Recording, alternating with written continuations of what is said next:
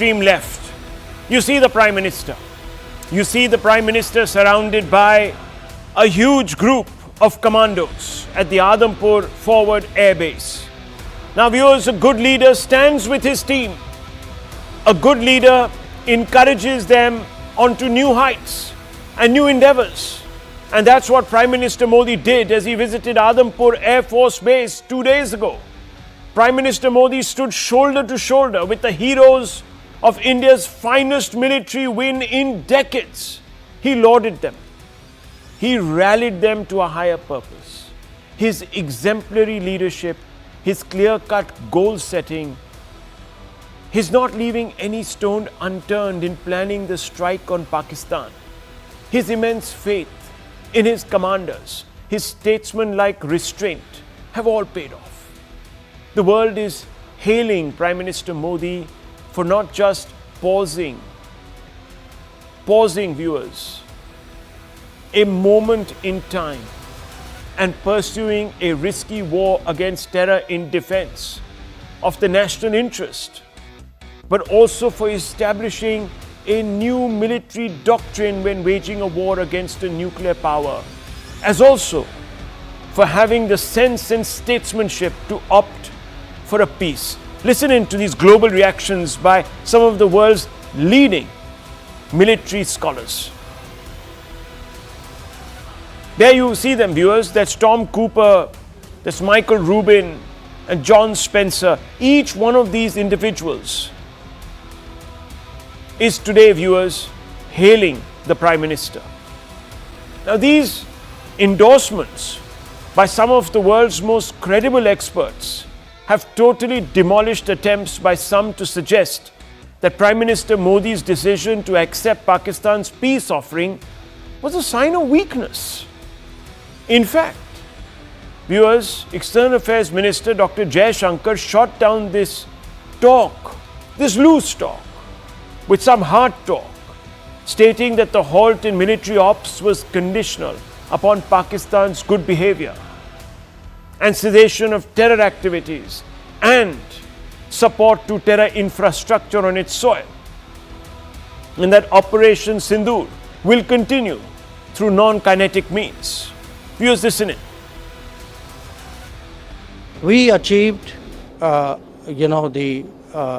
goals which we set out to do by destroying the terrorist infrastructure in Bahawalpur, Muridke, Muzaffarabad and other places. Our relations, our dealings with them will be bilateral and strictly bilateral.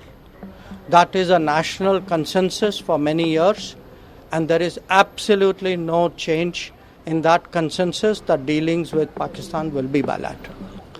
Talks with Pakistan.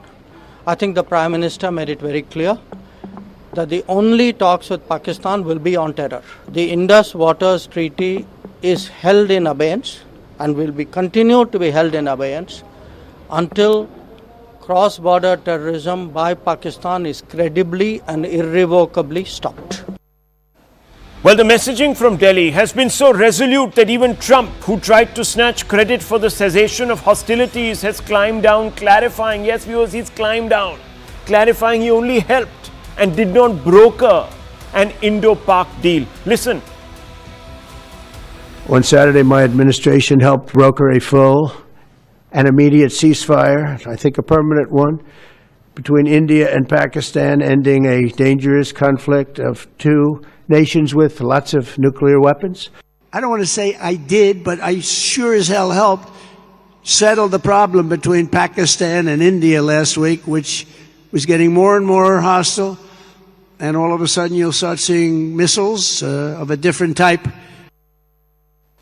Viewers, in 3 days even he's changed his line.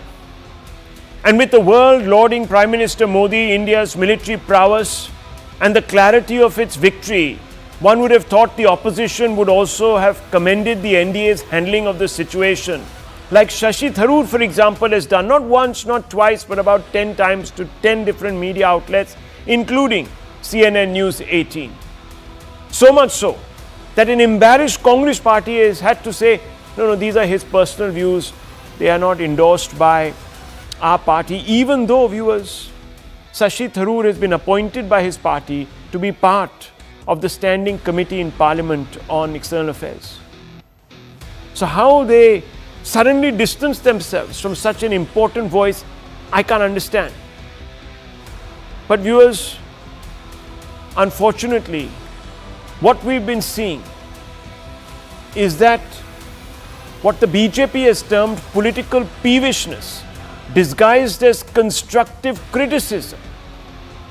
Sample these attacks by the opposition. We lead with Akhilesh Yadav today, viewers, calling the Prime Minister a name that one should not associate or use in public parlance, especially at a sensitive time as this, and especially when he's only fulfilling his national duty. Listen in, viewers. इस बार चित्रजीवी नहीं बचेंगे, चित्रजीवी भी सत्ता से जाएंगे। जो दुश्मनों के लिए होती है तो मिसाइल वो सेल्फी पॉइंट नहीं बन सकता है। Because Hussain Dalwai of the Congress has come out and said, what has the government done? It kept saying 100 people are dead, 100 people are dead. How does the government know that 100 people were killed? Not 101, not 99. Did they count each and every one of the people? And he said this, viewers, with a smirk on his face. Now, viewers, he calls these people people, not terrorists. And then, of course, he's mocking, as usual, the claims of the government. When even Pakistan has come out and admitted that it has suffered losses on its soil. Atishi, who's the leader of the opposition in the Delhi Vidhan Sabha, has said, PM claimed Pak folded its hands and he showed mercy. Where is the proof? Where is justice for victims? Why did India remain silent while US declared ceasefire? If Pak surrendered, why no announcement from New Delhi? Where is Pakistan's formal surrender? She wanted a written certificate from the Pakistanis, viewers. The world has delivered its verdict. Just about every military analyst with proven credentials has praised India's military action, has praised the restraint shown by Prime Minister Modi. Even the New York Times and the Washington Post, who are not well disposed to the Prime Minister or his regime, or his administration, or the BJP, has come out and said India won this war fair and square, and we are very glad that the Prime Minister was statesmanlike and exercised restraint. Even Trump has dialed down the misleading statement. The EAM has set the record straight, yet the India bloc persists in attacking the decision taken by Prime Minister Modi. This, of course, raises some big questions, and let's pose them, viewers, without any ado to our panel that joins us this evening. Let's go straight across to them and ask them some direct questions, and I want to begin straight off the bat with Mr. Gawande. There's also Ashutosh Mishra, of course, but Mr. Gawande, let me begin with you first. I have to ask you this. I have to ask you, why is the India bloc, and you're part of the India bloc, you heard Akhilesh Yadav. He's using a statement called Chitrajivi.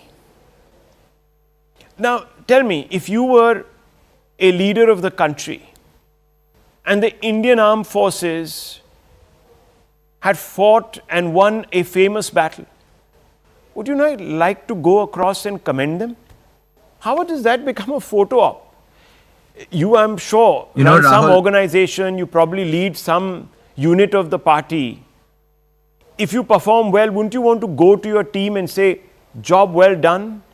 And more importantly, the Prime Minister goes to Adhampur, because that was the one particular airbase that Pakistanis said that they had rendered completely unworkable, that the S-400 battery there, the unit had been destroyed. So he went and he ensured that everyone saw it, and the world has received this. But not the India bloc. They call him a Chitrajivi. You shouldn't be posing with missiles. Rahul, I've come on your show before to say this, and I will say this again, that when India is under attack, there are no political parties. The reality is that the most senior leaders, and I say this very carefully, of the India alliance have been very clear that we stand with the government in this time of crisis. You might recall that Pawar Sahib himself explicitly clarified that we do not support the demand for a special session of parliament and that these are things and issues that need to be discussed behind closed doors between politicians and not in front of TV cameras. National security is not and shall not remain, at least for the NCP-SP, a matter for national television. There are questions to be asked. Why was Donald Trump making statements is a fair question to ask the government. Why was US mediation pointed out in the way it was is a fair question to ask the government, but these must be asked to the government behind closed doors. And I think senior leaders across party lines have also said this. And I urge you to sort of focus on those statements where we have continuously reiterated that we stand with the government. I agree with you that this is not the time for politics. This is not the time for statements questioning the government. And I think every single political leader, and let me remind you, there are many on the BJP that have politicized this as well, including their official handle not soon after the ceasefire, pointing out to the UPA's failure on terror. I think there needs to be dignity shown across the political aisle, and there needs to be decorum shown across the political aisle. So I'm asking you, Mr. Gawande, given the fact that a large number of India bloc leaders have made personal remarks against the Prime Minister, they have, worse, questioned the military operation by suggesting that, as usual, the body count isn't what has been declared to be. Do you think that some of the other members of the alliance should come out and counsel them publicly since their messaging is public? All I can say, Rahul, is I am not the spokesperson for the India Alliance. I'm the spokesperson for the NCP-SP. So why hasn't and the my party leader, NCP-SP come Mr. out? Pawar, my party leader, Mr. Pawar, I'm just asking you, do you think clear. Mr. Pawar, let me ask you, do you think Mr. Pawar should come out and say what Akhilesh is saying, or what Tejasvi Yadav has said, or what Atishi has said, should be said at all? Wait for an opportunity. Atishi has, of course, gone on and attacked me, attacked several people. I don't understand why. As you know, Rahul, Mr. Pawar is a man of few words, and he said one thing that should lay all of this to rest, which is that this is not a matter for public debate. Man of not few for words, a parliament session, so only for words, an all-party meeting. So few this words be that he can't doors, bring himself to speak in India's defense and tick off some of his, I don't even know what to call them, viewers. Some of his colleagues, I just leave it at that. Because to say partisan would be an understatement. But nonetheless, Sanju Verma, would you like to respond to Mr. Gawande? He says, look, I'm very clear, our party is very clear that decorum has to be maintained and so forth. Do you take him at face value? And he says, there are legitimate questions that we have posed. And he listed three of them. Would you like to respond to them? That why did Trump interfere, for example, and so forth?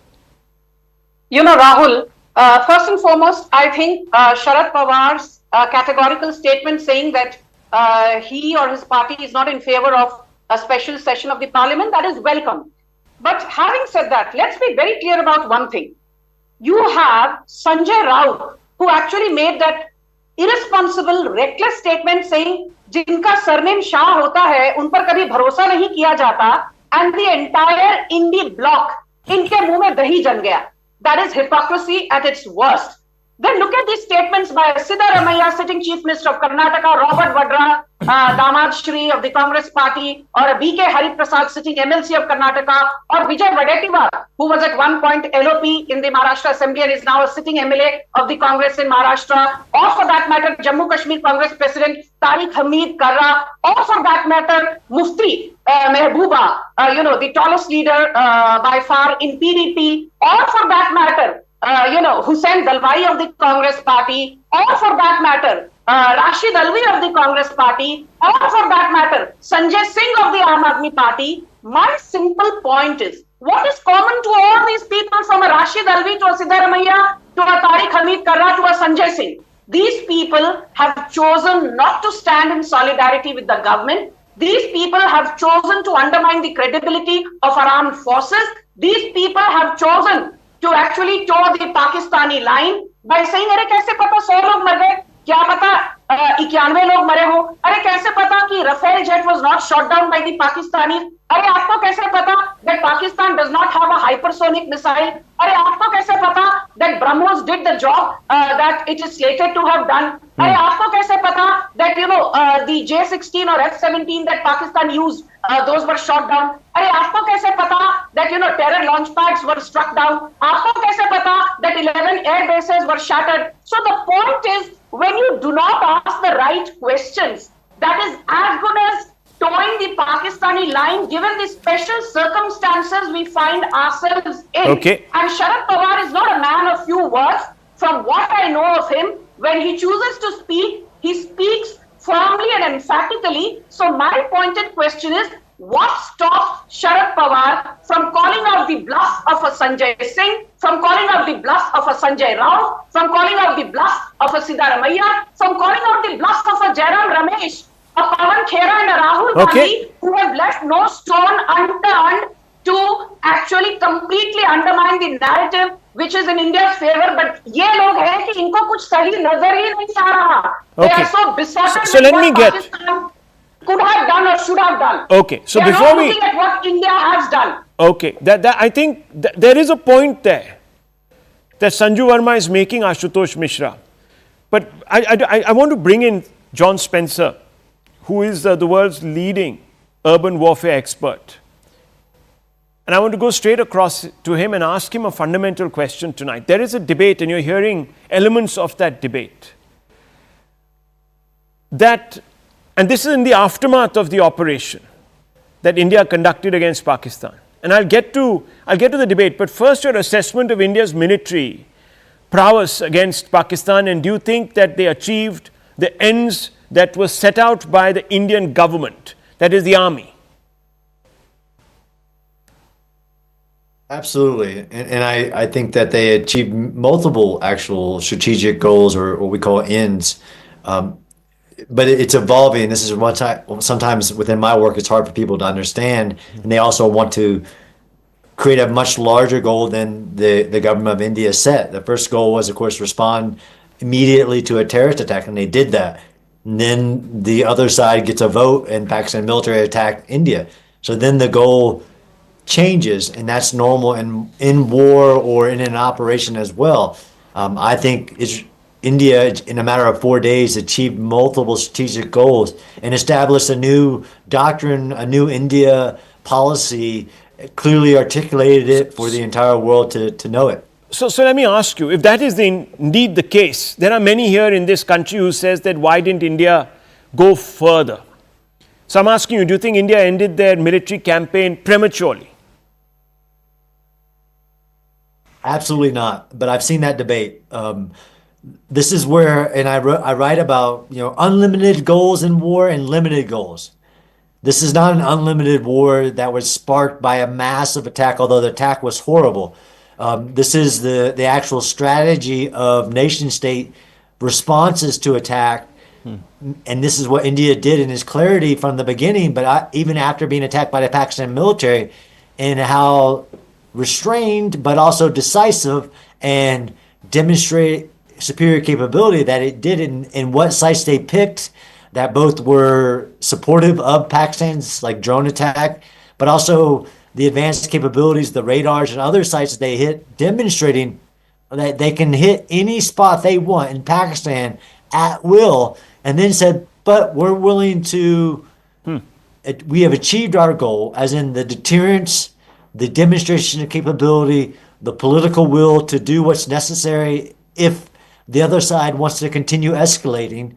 All of that, for me as an analyst, says, no, I think it was absolutely the right decision to end at that, but also to, in the way that it was stated, as in we've halted. Everybody wants to say ceasefire, but India said, we've halted at the request of Pakistan operations because we achieved our goal. Yeah. Just by that, the willingness of Pakistan to say we've had enough is a part of the goal, but also to say the Pakistan military has the authority to respond to an attack right now, and we will continue to remain at this posture under this new doctrine achieves the goal as well. So anybody arguing that Pakistan should have gone farther. It should have hit more sites. It should have done more damage. You had them, you could have taken them to what end? And I think you can appreciate the end was stated very clearly. Respond to attack. Okay. Reestablish deterrence. Send a message. I think that it was actually right and conclusive. This is why I said objectively conclusive victory in responding to being attacked. It's a victory. You didn't need to do anything more. Restraint is a sign of strength.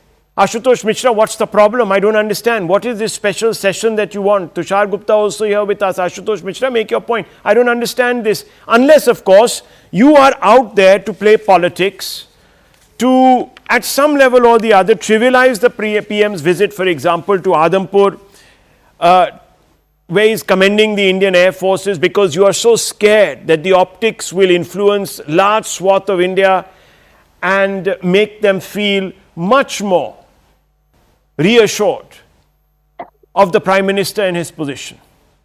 That's the only thing I can think of. So first of all, let's congratulate the armed forces for what they have done and what they have achieved.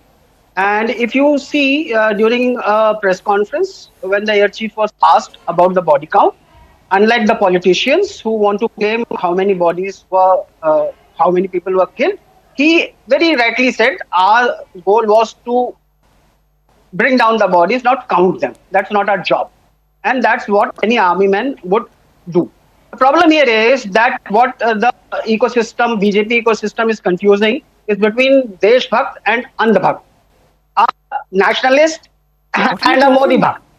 Yeah, I'm telling you, because right now there is a case where it's a Mook Senathi. No, 1 minute. Andhbhakt, Trump, what do you mean? Donald No, Trump. hang on. Should you not have blind faith in your military when you're at war? Deshbhakt and the Bhakt. No, I'm asking you, should you not have blind faith in your military? No, hang on, just a minute. Where are you going with this? Excuse me, just a minute. I want to ask you, sir, as a political party that represents the people and the national interest, should you not at least blindly trust your military for that moment in time?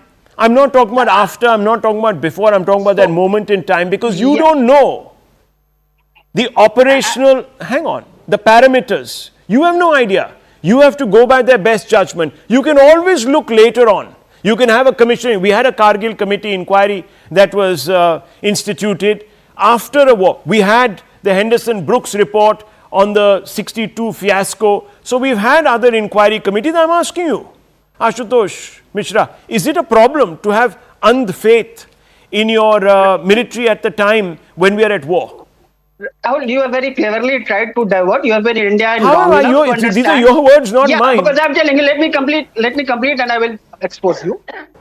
Andhbhakt in India means someone who trusts what Modi is saying blindly. It's not Andhbhakt. But tell me, when Modi said, no, hang on. So which part of the statement do you have a problem with? No, tell me, which part of the statement do you have a problem with when Modi came out and said amongst the forces that we had won a famous victory? Which is the part? And why did No, I'm asking you, which is the part? Explain to me, tell us, which is the part? Because I have an expert and I'm going to bounce it off the expert. We also have Tushar Gupta. Which is the part that you believe that Modi has exaggerated and sold to you? Tell me, sir. Modi has to explain to the nation why Donald Trump had to come on TV before him and announce the ceasefire. Why? And how will he explain the parents of the children who 12 years old twins who were killed across border firing by Pakistan, that why did he suddenly stop when Donald Trump threatened him with trade talks? That I will stop trade. Okay, so you want to believe Donald Trump. So you're basically saying I have andh bhakti. No, so I'm an andh bhakt of Donald Trump, but when the Prime Minister says something, I have a problem with it. Okay, one second. Okay, so Donald Trump says, hey, I'm the Joe Blow who swung in with my pistol and I said to these boys, sit down, I'm going to impose peace. And yo bro, I got peace done. No, so hang on. Just a minute, Ashutosh Mishra, just a minute. Just hold it now, hold it. So viewers, when the Prime Minister tells you, or when the EM says, or when the foreign spokesperson of the Indian Foreign Ministry comes out and says, hang on, this is the sequence of events. and Donald Trump wasn't part of it, you don't believe him. You want to ask Donald Trump, why is he such a, and pardon my saying this, viewers, today, I never use loose language, why is he such a faku? Which leader in the world has bragged his way into office, viewers, and told so many lies, and the reprehensible things he has done? He's not morally quite up there, viewers. You know this. He'll tell a lie to sell, I'm sorry, to one of his relatives tomorrow. That's the type of person he is. And let me now, if you really want to believe him, then explain to me why he says something on May 12 and why he says something on May 15. I'll just play that out, and I want Ashutosh and I want actually Tushar Gupta to come in. Just first, let's play out that Donald Trump bite. Look at the way he's pole vaulting, viewers. First he said, I brokered a peace. Then he said, no. I mean, you know, I just helped the process, but yeah, hell, I try to do something. Just listen to this, viewers. Listen to this man.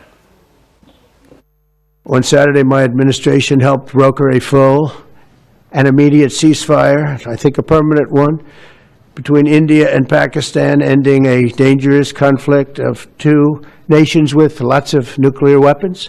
I don't want to say I did, but I sure as hell helped settle the problem between Pakistan and India last week, which was getting more and more hostile. And all of a sudden you'll start seeing missiles of a different type. Viewers, in 72 hours, he went from saying, I brokered an immediate and permanent ceasefire, to say, I didn't do that. I didn't do that, but I sure did, hell, whatever he said, get them to talk. That's not mediation, viewers. That's not mediation. That's just like, you know, why don't you guys sort it out? And that's exactly where we want to be with the relationship with Pakistan. The EM has said it should be bilateral. So, Tushar Gupta, what do you make of Ashutosh Mishra saying, I don't want to be an anbhakt of the Prime Minister, but I want to be an anbhakt of Trump? Good evening, Rahul. Look, I won't be surprised if in the next 72 hours, Donald Trump says that he doesn't even remember what the India-Pakistan conflict is all about. The man changes his statements like the London weather.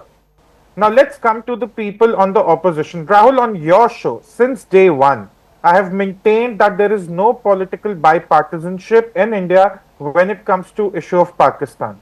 Even though our foreign policy with the new doctrine of disproportionate response has been irreversibly changed, you do not have the Congress and the BJP on the same page. I emphasize on Congress because it is the primary opposition party.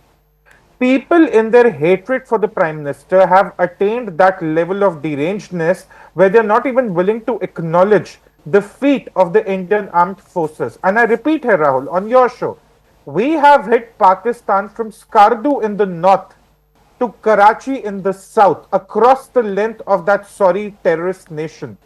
We did not care if the military base was on mortgage to the Chinese for their CPEC, that is the China-Pakistan Economic Corridor. We did not care if it was in the heartland of Pakistan, in Punjab, a province that we never attacked in the past every time we responded to a terrorist attack. We did not care if it was 350 kilometers inside Pakistan, like Jacobabad Air Base. We went for every single airbase. And guess what, Rahul? We just did not, sort of make the Pakistanis angry. We even breached all the air defense systems that were brought by China. If you remember the press briefing, the point about PL-15 missiles not working, HQ-9 air defense system not working. So we have sent a lot of message to our neighbors that you might want to threaten India with the nuclear blackmail, but we have the capacity to take out all your critical air bases simultaneously. You add up here, Rahul, do the math. Noor Khan, Sargodha, Murid, all of them taken out altogether. And now do the other math.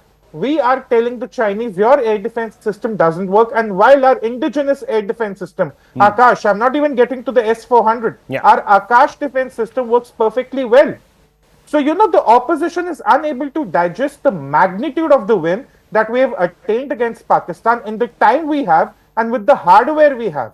They do not understand what has happened to India, and they do not understand, are unwilling to accept the new doctrine of disproportionate response, where every time a terror attack is committed on Indian soil, it will be considered an act of war, and rightfully so. There you go.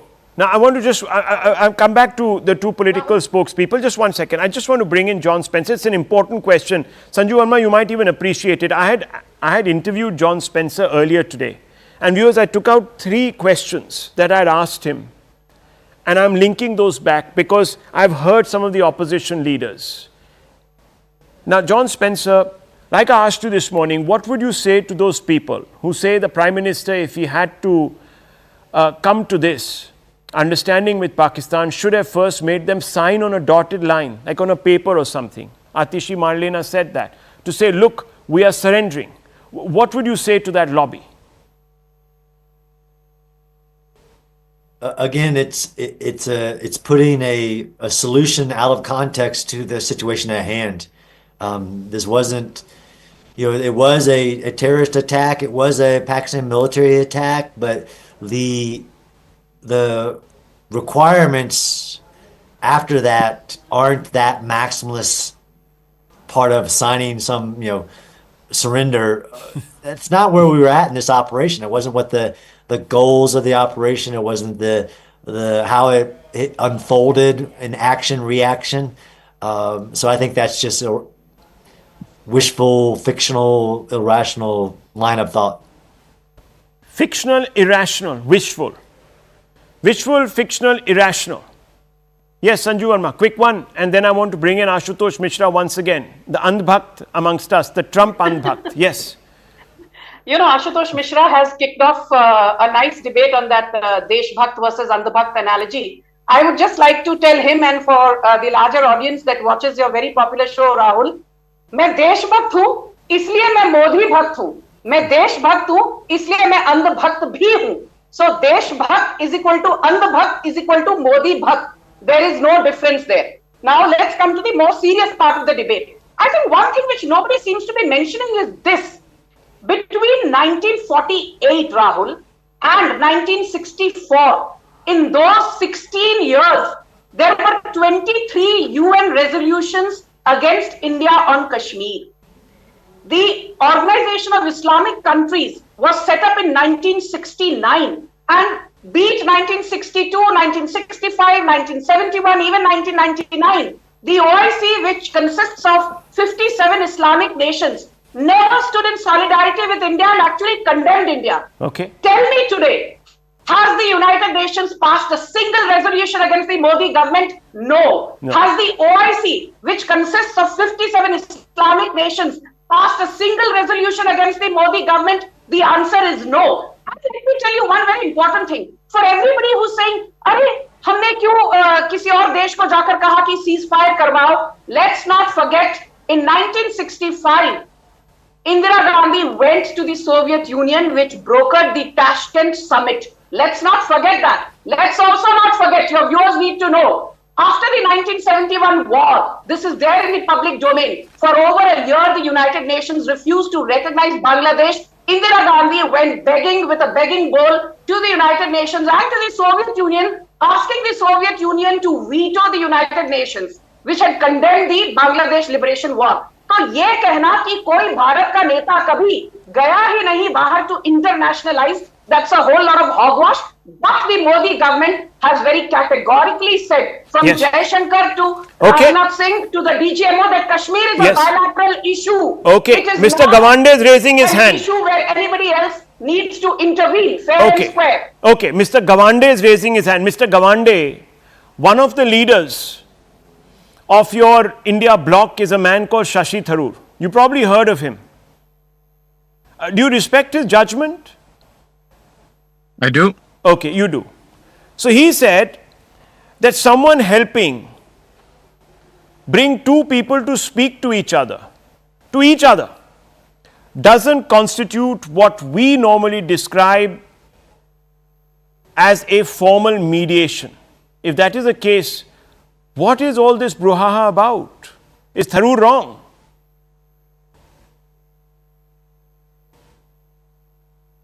Mr. Gawande, I think we've lost you. I think we've lost you there at the nth moment. But let me just bring in Mr.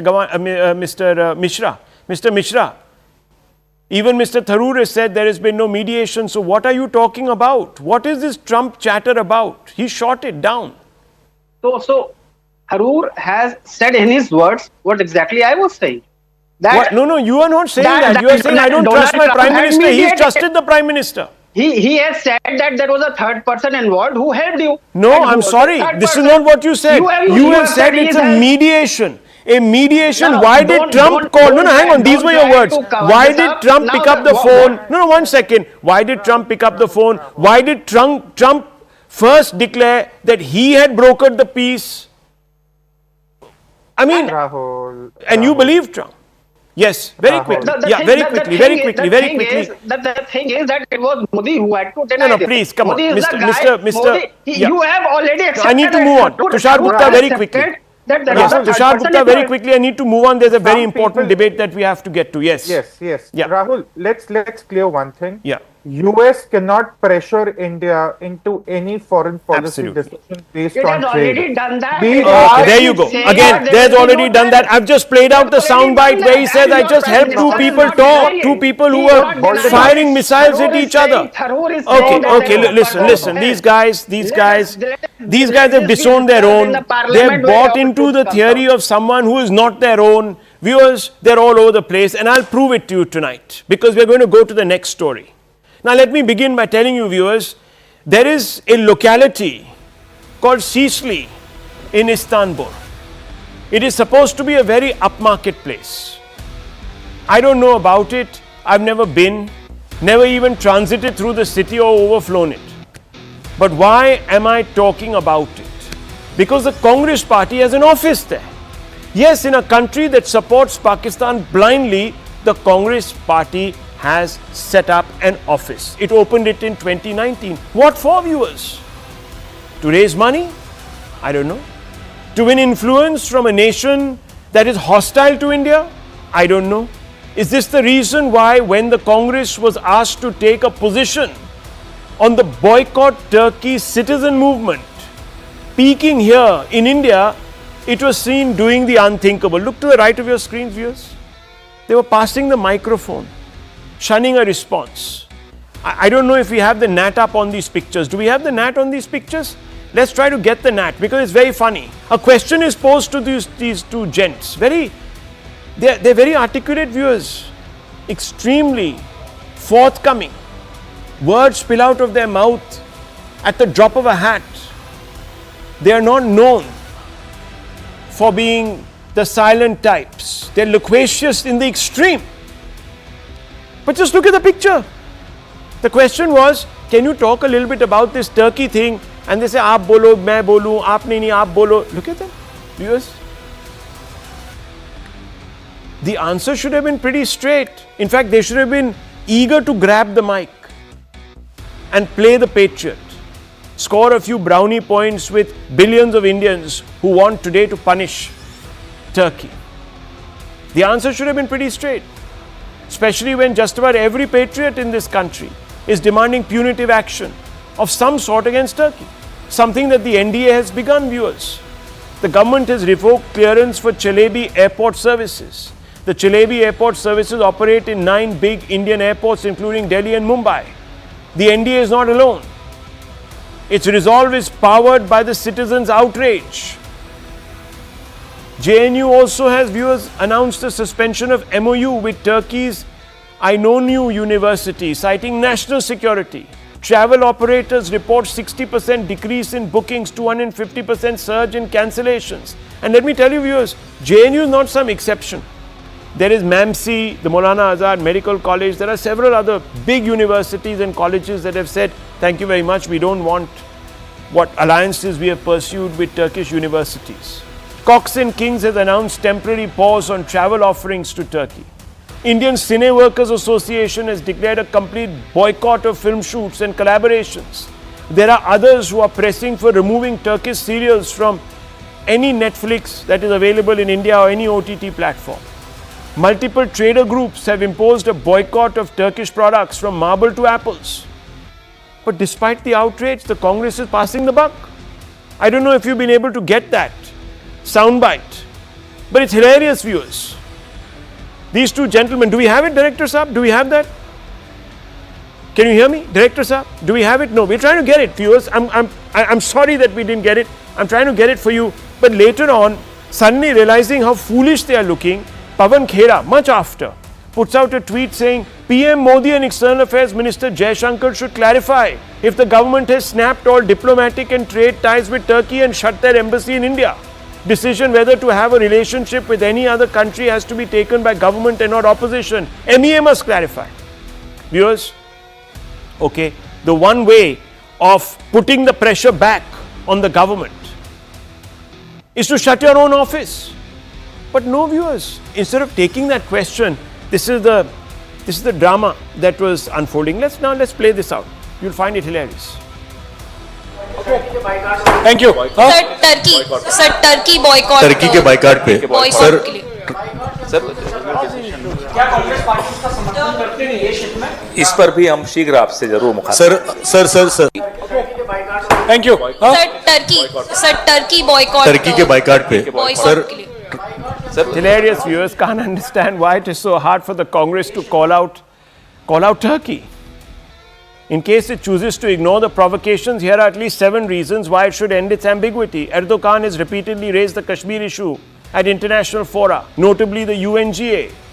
They branded the abrogation of Article 370 as oppressive to Kashmiri Muslims. Turkey has supported Pakistan efforts to block India from the nuclear suppliers group and opposed India's UNSC bid. Pakistani immigrants in Europe have spread anti-India narratives, often with indirect support from Turkish institutes and institutions who fund them. After Pahalgam, Turkey's foreign minister condemned India's actions, warning of the risk of an all-out war if we sought justice. Can you believe it, viewers? Turkey supplied Pakistan with armed drones and military personnel to operate them. They call them contractors euphemistically, but they were found dead in one of the trenches. Turkey is also engaged in broader military collaboration with Pakistan, including joint military exercises and arms sales directed against India. That's why tonight we say it loud and clear that we as a network support boycott Turkey. The so-called brotherhood between Ankara and Islamabad has crossed every red line. But India is rising, and so is the fury of 1.4 billion patriots. From trade to tourism, every rupee spent on Turkey is a bullet aimed at Bharat. So I want to ask viewers tonight, Nikul Patel, leader of the Congress party, sir, let's show that pictures. Just show those pictures once again. Mr. Patel, why is it so difficult for Messrs. Jairam Ramesh and Messrs. Pawan Khera that are rent a coat? These two gentlemen, you ask them to start a debate on the color of the sky. They'll say it's red when it's blue. Color of the water is not azure. They will say if it is blue, they'll say it is pink. They have an opinion on everything, and they'll give you a whole rationale. Perplexity. Even the AI machine will falter in contest with them. इतने ये points बनाते हैं sir. इस पे क्या हो गया? Why is the Congress not supporting the national boycott movement? I would like to say that both Jairam ji and Pawan Khera ji are erudite speakers. They know well what, when, how to speak, because they are speaking on all the matters of the country. Yes, sir. Now, definitely after Pakistan war, what happened right now, the country is in a mood of avoiding Turkey because they have supplied drone to Pakistan for attacking India, and definitely entire country is having a sense, and Congress is also with the same sense. No, how is the Congress? No, how is the Congress? Let me play this out again. Nikul Patel, just watch. You also watch. I'll also watch with you. You tell me this was the right time. This is a party platform. Yeah, sure. So they should have made their position clear. They should have said, yes, we also have a problem. Turkey has done the wrong thing. Let's listen. No, let's listen to that bite. क्या कर रहे हो? Okay, I think we've lost the bite. Thank you. Sir Turkey boycott Turkey के boycott पे sir क्या Congress party इसका समर्थन करते हैं ये शिप में? इस पर भी हम शीघ्र आपसे जरूर मुखातिब sir thank you sir Turkey boycott Turkey के बाइकाट पे You remember that game that children play, viewers, at birthday parties, passing the parcel? Because that parcel might turn out to be something that they don't want to receive. This is the game that is being played there, passing the mic back and forth. So Patel Saab, you tell me first, before I bring in Sanju Verma, she will open her cannon and completely demolish you. So you must have a response very quickly. And I'll tell you what my question is. Why does the Congress party need an office in Istanbul, sir, in a country that is hostile to us? I think I went to the history, and the office was opened in 2019. And any political party wishes to have an office in overseas, definitely. But now what happened right now, the CWC can rethink, and definitely in nearby future. One second, Patel sir, first tell me, why do we have an office there? You are not contesting elections from the neighborhood is called Sicily. वहाँ का कोई MLA तो नहीं है आपके पास? It's an overseas office, and definitely. No, but why in Turkey? See, anywhere anybody can have an office. No, do you have one in Pakistan? For example, I'm asking you, do you also have, you may, I don't know. Do you have one in Pakistan?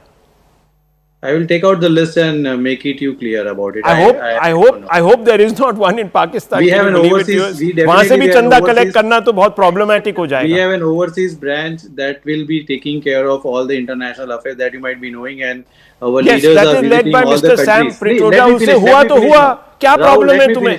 Rahul, let me finish now. See, our leaders are visiting so many countries. No, but I want to ask you, because Nikul Patel, you have an office there, you are invested in Turkey. So you are invested in Turkey and you can't take a position against Turkey. So why? Is it because some money comes to you from Erdogan? I'm asking you because you see, you also signed, and there's a history and a context to this, viewers. I think there was a MOU signed with China. I think you are moving from pillar to post. I am very clear about my answer. No, sir, I'm only moving from one mic to the other mic. Let me be very honest. No, but your questions are not remaining steady, because if I am speaking in this way, you move to other way. That is what you are always time you are doing it like that. Okay. Let me. I have already clearly given my purview, but you want to make it more. Okay. So you are saying that they will come out with a statement after the boycott ends. Okay, fine. After when they take their time, that is not a statement. That is your perception. Okay, so they won't even come out with a statement. Okay, Sanju Verma, how do you respond to Mr. Patel? What is your hurry? He says these are two people who think things through. They have a view. They will come out with a view. That's what. That is your comments. Yeah. Okay, but you just said so. I have not said so. You are again you are telling a wrong perception. शांत हो जाइए. No. You said, so what is your position? Why haven't these two gentlemen taken a position? Can I ask you this? I have not speak like that. You are. So tell me, what is your response to the simple question? Actually, why have these two gentlemen not taken a position? I think you want to make it convey like that. Then it is. So tell me, Mr. Patel, I'm asking you the question for the fourth time. Why have these two gentlemen not taken a position? Can you tell me? People have realized what I want to say. You can continue. So tell me, what is it that you want to say? You can. I've already spoken. I've forgotten. Tell me, sir, what have you got to say? Please say it again. Perception. You want to build your own thought process. Sir, please say it again. Guidance. Please say it again. Your own conclusion. Okay, so fine. Spoken. Viewers, he's already spoken, and he has told us in no simple terms that these two gentlemen have a view. They'll express it. That's what I heard. If he doesn't want to correct me, that's his problem. This is what I heard. Yes, one second. Sanju Verma wants to respond. Right after that, I'll come to you. Mr. Gupta, I'll come to you. Rahul. Yeah. Rahul, first and foremost, now this, I mean it as a compliment. I know you speak the Queen's English, but I didn't know that, your Hindi is getting better by the day. I'm but trying. on a more serious, and you have got a funny bone too. I've had so many laughs in the last 5 minutes. Usually I have a bone to pick, ma'am. Today I just have a funny one. Chaliye, boliye. You completely tied up Nikul Patel in knots. But anyway, coming on to the more serious point. Rahul, let's be very clear. The way Jairam Ramesh and Pawan Khera were behaving, मैं नहीं आप नहीं मैं, इधर नहीं उधर, उधर नहीं इधर.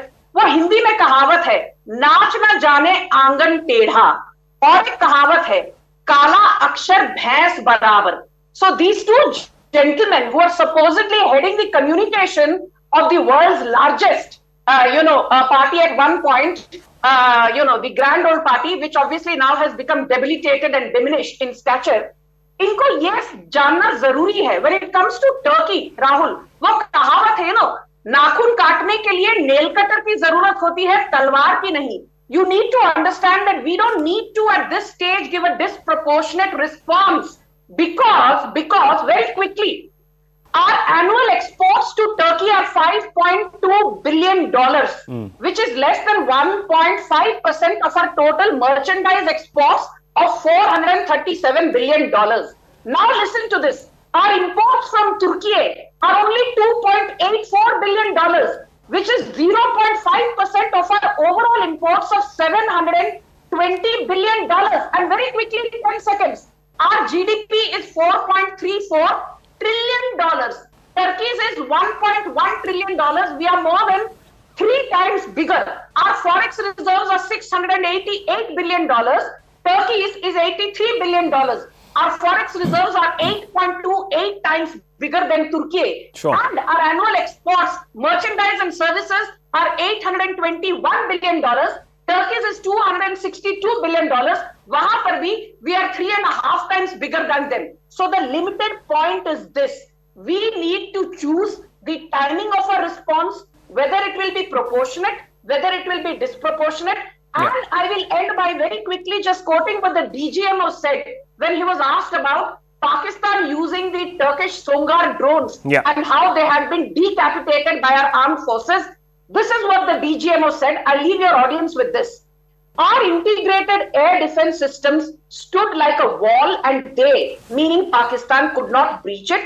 Whether it's a Turkish drone or anything else, it fails in front of the technology of India. This is what DGMO Aware Operations said during his press So it should have been pretty... So I don't think there's any doubt. There's no doubt. And it should have been very easy for the Congress party, two very articulate spokespeople, to come out and say, well, we stand with the national sentiment on this issue. Yes, if people want so desperately to punish Turkey, we support that wholeheartedly. But no, viewers, they didn't. Now, I want to ask you, Mr. Tushar Gupta, I have a feeling that these people bit their tongues because maybe by saying something, they would have upset somebody else who is more powerful in the party. Do you get that sense? I get that sense. There's self-censorship here. There is anarchy in the Congress and there is self-censorship also in the Congress. You know, they all do not listen to their leader. But I have just 2 words, Rahul. 2 words for you. Why did it not answer? Minority appeasement. That's all. Turkey, after the revocation of Article 370, took an anti-India stance. They criticized the revocation of Article 370. Why did the Congress not shut its office in Turkey even then? Congress, a party that cannot win elections across states, has lost 3 consecutive Lok Sabha elections, is busy opening offices in Turkey for what joy?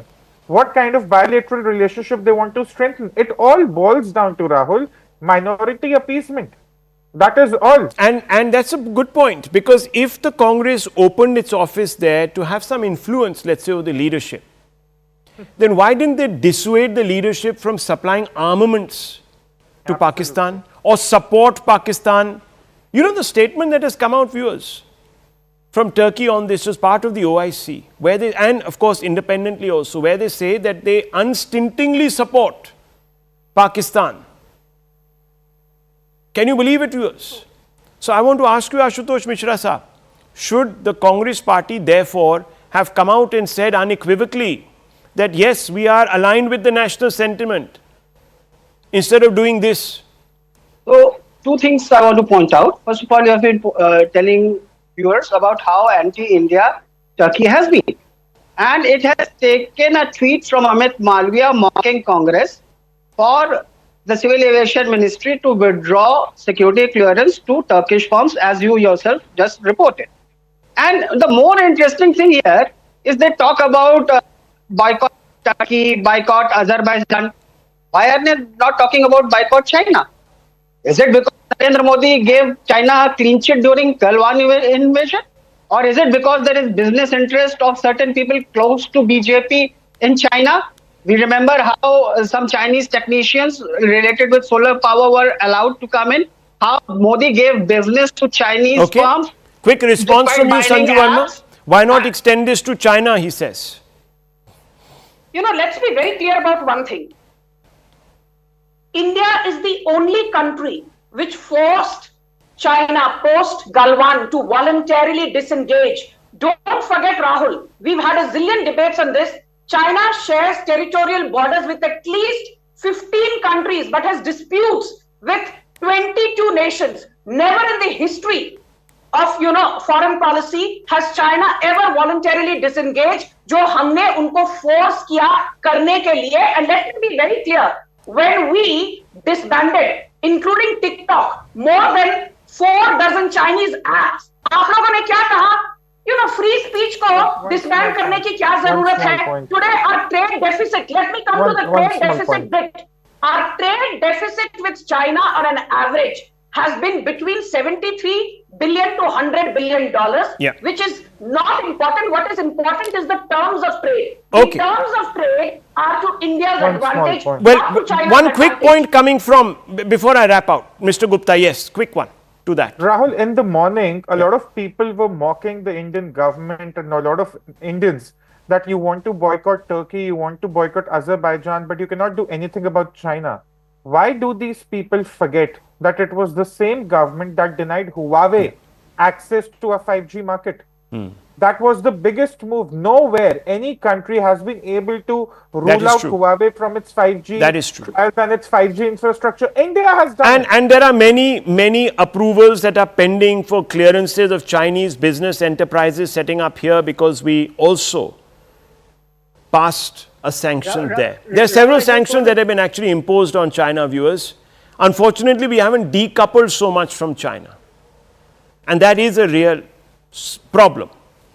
But remember also, it is the Congress party that has an MOU, party to party with the CCP. So I'm glad that Ashutosh Mishra brought up the Chinese angle. Why they have one office in Istanbul, I don't know, viewers, and we haven't got an answer to that. We'll leave it at this.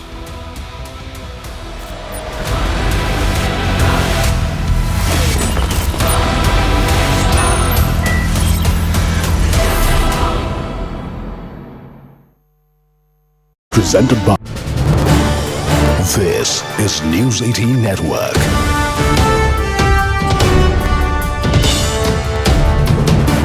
India's largest news network. To the reports that were doing the rounds earlier about India hitting Kirana Hills in Pakistan, which, remember, houses their nuclear weaponry as well. Now, the global nuclear watchdog, International Atomic Energy Agency, which is popularly known as the IAEA, has said that there has been no radiation leak from any nuclear facility in Pakistan after the escalated military engagement with India. This is in response to a query on whether any nuclear incident or spill has been brought to the notice of the IAEA's Incident and Emergency Center. India had earlier denied hitting Kirana Hills in Pakistan, which allegedly houses Pakistan's nukes. I go back to Siddhant on that story. Siddhant, all the wagging tongues finally put to rest? Well, yes, Akanksha. It looks like after the statement from the nuclear watchdog, perhaps I think all this chatter and rumor around India hitting Kirana Hills, perhaps where Pakistan's nuclear arsenal have been kept. Perhaps the rumor and chatter will be put to an end, Akanksha. In fact, since 10th of May, there was chatter on social media platforms that India has hit Kirana Hills and there is a radioactive. There could be a possibility of a radioactive leak in that particular area. In fact, an Egyptian plane perhaps has landed near to the Kirana Hills. Perhaps it was assumed that that plane has been sent to see whether there is a leak of a radioactive substance to do the assessment. This plane has come, but now since the nuclear watchdog has said that no leakage has taken place in that particular area and perhaps has denied any reports of any nuclear site being hit by the Indian Armed Forces. In fact, Akanksha, on the very first day, Air Marshal Bharti also made it very clear that we don't know what is there in Kirana Hills, but we have not hit that site. So India made its position very clear, and now the international watchdog, nuclear watchdog, is also perhaps saying something on the similar lines. And when the IAEA says that, this means that the matter has now been globally put to rest. Glad, Siddhant, that you mentioned what Air Marshal AK Bharti had to say, because let's play out his reaction when he was the first one to dismiss all of those rumors. Let's listen in to what Air Marshal AK Bharti said. Thank you for telling us that Kirana Hill houses some nuclear installation. We did not know about it. Okay. And we've not hit Kirana Hills, whatever is there. Okay. I did not brief in my briefing yesterday. All right. I go back to Siddhant on that note. Siddhant, of course, it was peppered with a bit of sarcasm when he had responded to that query. But I think what's most important right now is to indicate that the IAEA, which is the global nuclear watchdog, when it steps in and declares that there has been no radioactive leak so far, that also lays to rest all of those reports that were doing the rounds, that perhaps there was a US intervention which was being sought, perhaps there was a Chinese intervention that was being sought, as you rightly highlighted, that there's been a lot of chatter ever since and panic on both sides of the border. That's right, Akanksha. And in fact, there was also an attempt to project India in a bad light, that India is not a responsible country. India has hit a very sensitive site in Pakistan, and there was an attempt on social media perhaps to frame India. When Air Marshal Bharti made it very clear on the first day that India has not hit Kirana Hills, and in fact he said that we also don't know what is there. So there where Indian Armed Forces made their position clear that they have not hit Kirana Hills, and they also don't know what is present there. But despite that, there was a lot of chatter. In fact, there was this Egyptian plane which landed near Kirana Hills. Perhaps it was assumed that that plane has been sent by United States to see whether there is a leak of any radioactive substance, etc., were being talked about. Now, since IAEA has come up with a clarification, perhaps as you rightly said, that this would put an end to the global chatter around India hitting Pakistan's nuclear site, because India.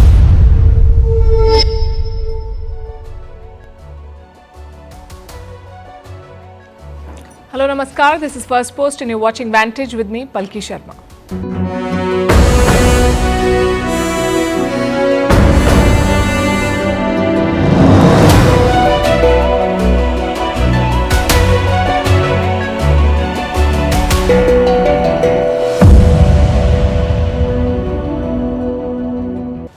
Donald Trump cannot stop talking about the India-Pakistan conflict, but whose side is he on?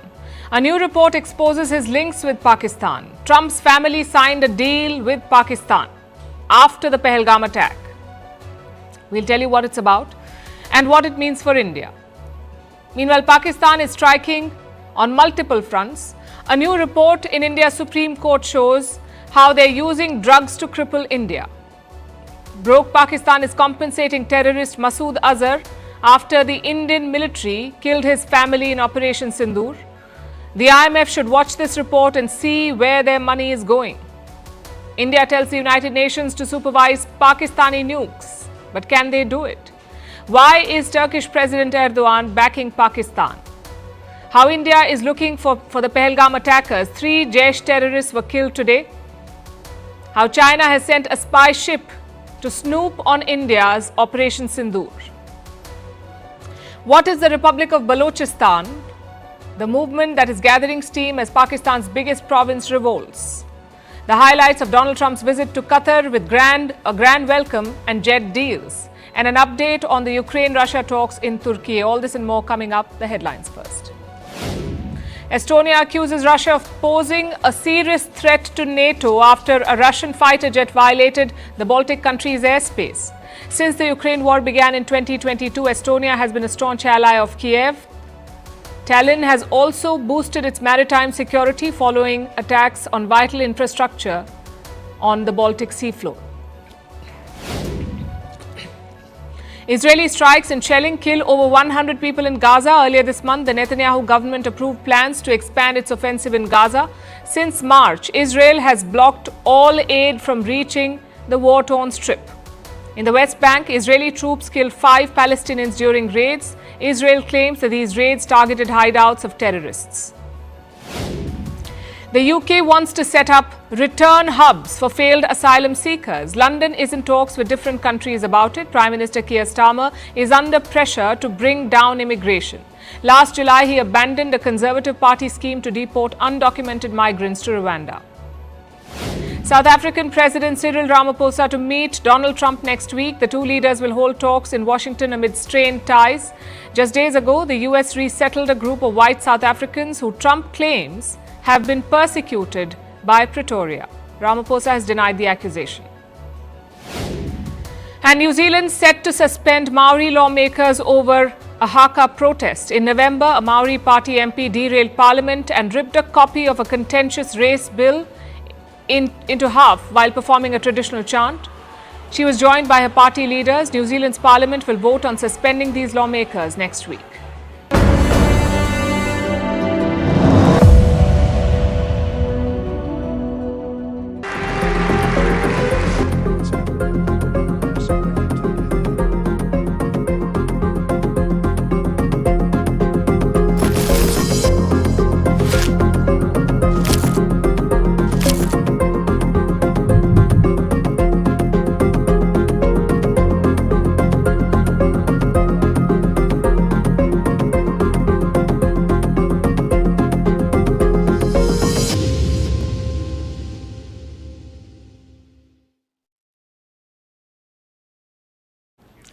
Donald Trump is a great guy to have on your side. He's daring and unpredictable.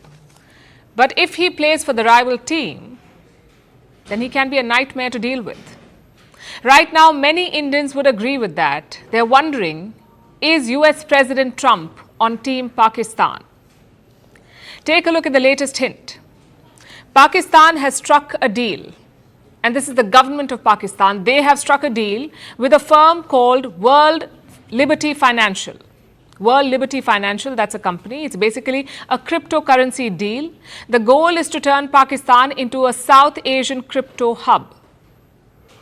Now, it's a confusing move, to be honest. Last we checked, the IMF does not give loans in Bitcoin. So why would Pakistan need crypto? And that's not the only suspicious part. Guess who owns this firm? Who owns World Liberty Financial, the company they've signed a deal with? It is owned by the Trump family. They hold a 60% stake in this company, the US president's family, his two sons and his son-in-law. How did they get this deal with Pakistan? Reports say it was pushed by Trump's special envoy, Steve Witkoff. He's a long-time golf buddy of the US president. With no background in policy making, he is now leading America's policy on Russia and Israel. His only qualification is that he's played a lot of golf with Trump. And this man, Steve Witkoff, struck a crypto deal with Pakistan, between Trump's family and Pakistan. Suspicious, isn't it? Especially when you look at the timing. This deal was signed after the Pahalgam terror attack. So the Trump family knew what was happening, and yet they went ahead. Their delegates met Pakistan's army chief and prime minister, and only after that was the deal signed. Like I said, it is quite fishy. Now add to that the US president's meddling. Donald Trump will not stop talking about Kashmir. He's in West Asia right now, and once again he boasted about mediating a ceasefire between India and Pakistan. Listen to this. And by the way, I don't want to say I did, but I sure as hell helped settle the problem between Pakistan and India last week, which was getting more and more hostile. And we talked to them about trade. Let's do trade instead of do war. And Pakistan was very happy with that, and India was very happy with that. And how long have you been fighting? About 1,000 years. Oh, that's a lot. I'm not sure about that. I'm not sure about settling. That's a tough one. The amount of ignorance out there.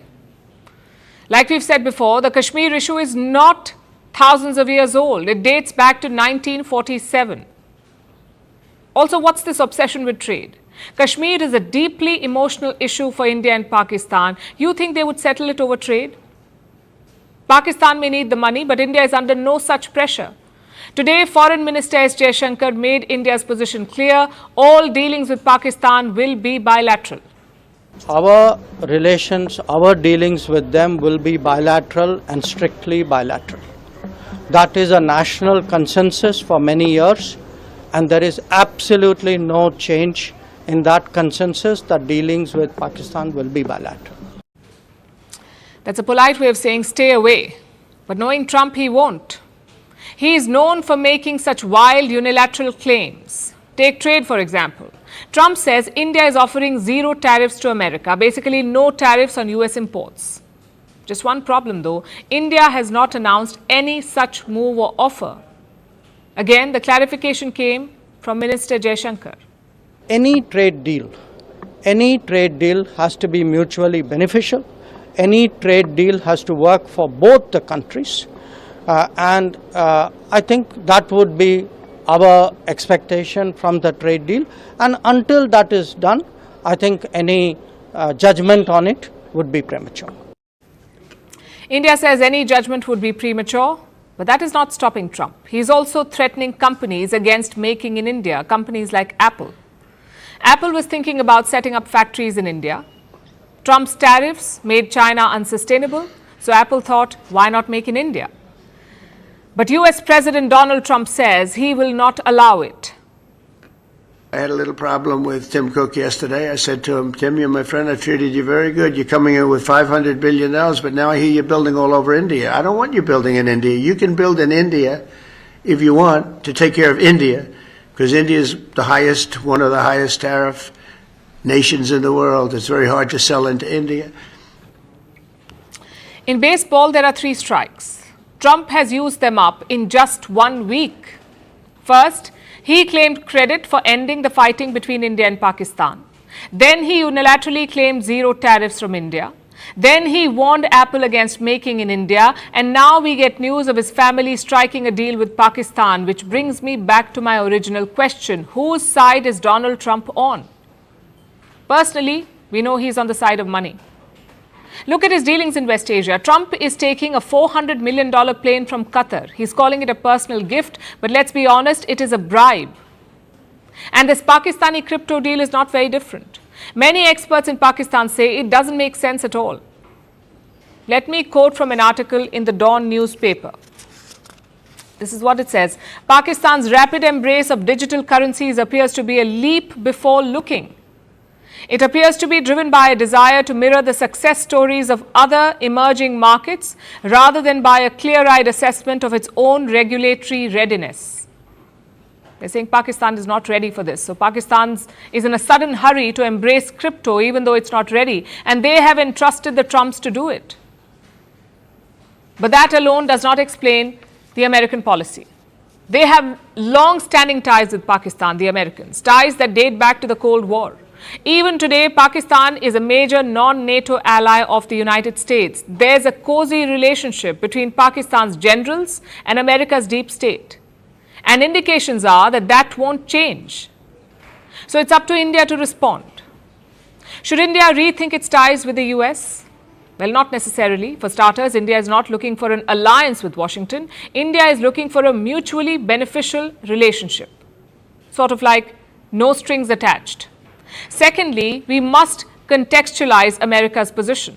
They have always intervened to bail out Pakistan in 1971, in Kargil, in 2019 Balakot, and again last week.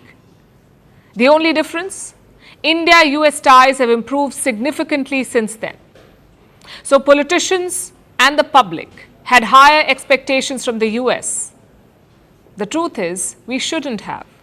America has always been a shaky partner. I'm sure the Indian leadership knows this well. The solution is not to make a U-turn. The solution is to be more careful. For example, India is looking for a 5th-generation fighter jet. We want to buy a 5th-generation fighter jet. We have proposals from the US and from Russia. But should we entertain the American proposal now? Can we trust them to supply technology when we need it? These are questions that our leaders must think about. Because Donald Trump will come and go. But can we trust the US establishment?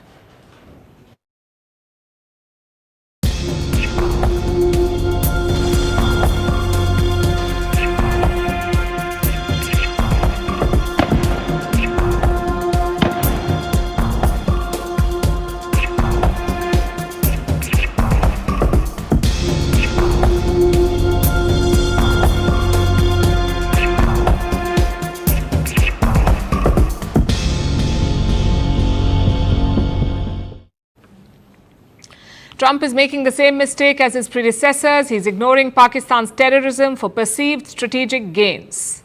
Meanwhile, the threat from Pakistan is evolving. It's a threat for the whole world, not limited to India. And it's no longer just about terror camps and guns and grenades. Pakistan has opened another front, just as nefarious and deadly. They're using narcotics as a weapon against India. This practice is not new, but the scale at which they're expanding can be devastating. Pakistan is using drugs to fund terrorism and destabilize India, and the Lashkar-e-Toiba is at the center of this. It's the same group that carried out the Pahalgam attack, a Lashkar proxy called TRF. And this is no longer a theory. This is now part of official records. 2 days after the Pahalgam attack, the Supreme Court of India was hearing a case.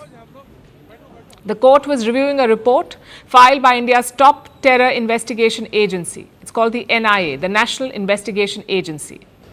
And here's what the NIA said. The Lashkar-e-Toiba is using heroin to finance its activities. And this operation has direct links to the ISI, the infamous intelligence agency of Pakistan, ISI. According to the NIA, the Lashkar's plan has two parts. Part 1, raise money for terrorism. Part 2, ruin lives in India by pushing drugs into India's cities and villages and by targeting India's youth. In fact, Indian investigators have been probing a case since 2021. The NIA, National Investigation Agency, has been probing this for the past 4 years. That's when a big cache of drugs was seized. Nearly 300 kilograms of heroin was seized at the Mundra port in Gujarat. This is a state in western India that also shares a border with Pakistan. This drug bust happened 4 years ago. It was one of the biggest in India's history, 300 kilos of heroin. Whose consignment was it?